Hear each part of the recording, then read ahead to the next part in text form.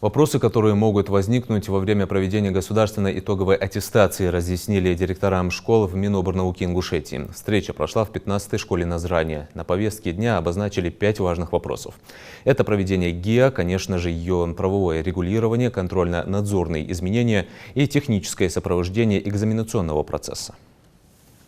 Все 9 пунктов проведения ЕГЭ у нас технически оснащены и готовы, за что отдельное спасибо региональному центру обработки информации и также директорам хочу выразить, на базе которых развернуты данные пункты. То, что касается нарушений, допускаемых выпускниками 9 классов, проведите, пожалуйста, информационно-разъяснительную работу. Не говорю, что вы ее не проводили, но дополнительно ведите работу с родителями, чтобы никаких справочных материалов у них с собой не было. Специалистов, привлекаемых в период проведения ЕГЭ и ОГЭ, вы несете непосредственную ответственность, чтобы своевременно, как и должны, в половине 8-го они находились на пункте, потому что ровно в 8 часов у них начинается инструктаж.